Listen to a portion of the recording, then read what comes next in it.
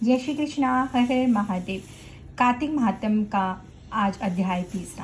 भगवान श्री विष्णु की पूजा आराधना विशेष रूप से कार्तिक के माह में करें। अगर आप मोक्ष की प्राप्ति करना चाहते हैं, अपने पापों से मुक्ति पाना चाहते हैं, तो इस पूरे कार्तिक माह में आप ओम नमो भगवते वासुदेवाय नमः मंत्र का जाप अवश्य करें।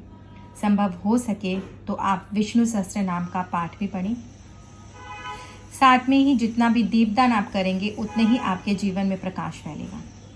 तो चलिए शुरू करते हैं कार्तिक महात्म का 3 अध्याय। तो सत्यभामा ने पूछा, देवेश्वर, तिथियों में एकादशी और महीने में कार्तिक मास आपको विशेष प्रिय क्यों है? इसलिए कि हम हमेशा बात करते हैं एकादशी का व्रत रखने के लिए और साथ में ही कार्तिक मास में विशेष रूप से पूजा आराधना करने की। तो ऐसा क्या है इन दोनों में जो भगवान श्री विष्णु को एकादशी व्रत और कार्तिक मास बहुत ज़्यादा अधिक प्रिय है? तो सत्यभामा ने प्रश्न पूछ ही लिया श्री कृष्ण भगवान से और वो कहती हैं कि इसका कारण भी मुझे बताएं। तो भगवान श्री कृष्ण हंसते हुए बोलते, सत्य, तुमने बहुत अच्छी बात पूछी है, बिल्कुल सही। इसलिए कि ये प्रश्न सभी के हृदय में आता है कि ऐसा क्या है इसमें। तो भगवान श्री कृष्ण कहते हैं, एकाग्रचित्त होकर सुनो। प्रिय, पूर्व काल में राजा पृथु ने भी देवर्षि नारद से ऐसा ही प्रश्न किया था। उस समय सर्वज्ञ मुनि ने उन्हें कार्तिक मास की श्रेष्ठता का कारण बताया था। नारद जी बोले, पूर्व काल में शंख नामक एक असुर था जो त्रिलोकी का नाश करने में समर्थ तथा महान बल एवं पराक्रम से युक्त था। वह समुद्र का पुत्र था। उस महान असुर ने समस्त देवताओं को परास्त करके स्वर्ग से बाहर कर दिया और इंद्र आदि लोकपालों के अधिकार छीन लिए। देवता मेरुगिरी की दुर्गम कंदारों में छिपकर रहने लगे, शत्रु के अधीन नहीं हुए। तब दैत्य ने सोचा कि देवता वेद मंत्रों के बल से प्रबल प्रतीत होते हैं। यह बात मेरी समझ में आ गई है, अतः मैं वेदों का ही अपहरण करूंगा। इससे समस्त देवता निर्बल हो जाएंगे। ऐसा निश्चय करके वे वेदों को हर ले आया। इधर ब्रह्मा जी पूजा की सामग्री लेकर देवताओं के साथ वैकुंठ लोक में जा भगवान विष्णु की शरण में गए। उन्होंने भगवान को जगाने के लिए गीत गाए और बाजे बजाए। तब भगवान श्री विष्णु उनकी भक्ति से संतुष्ट हो जाग उठे।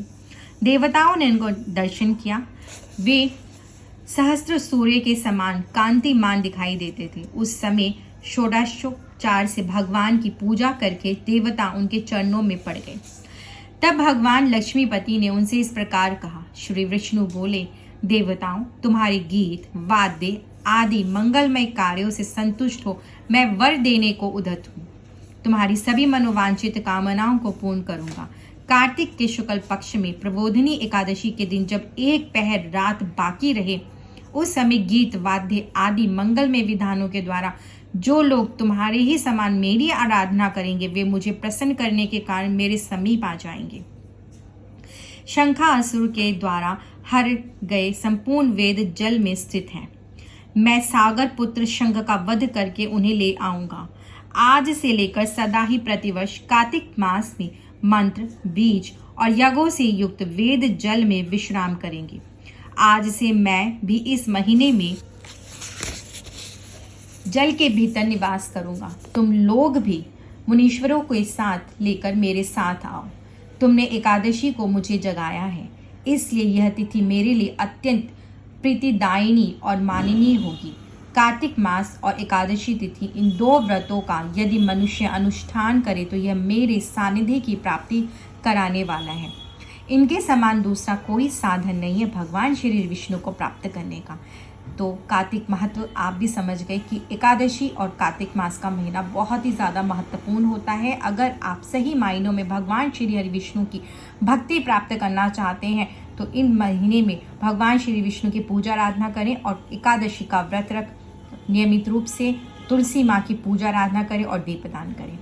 फिर जिन्होंने वीडियो को अभी तक लाइक नहीं किया, लाइक कर दें, चैनल को सब्सक्राइब करें और कमेंट्स बॉक्स में जय श्री हरि विष्णु और माता लक्ष्मी अवश्य लिखें।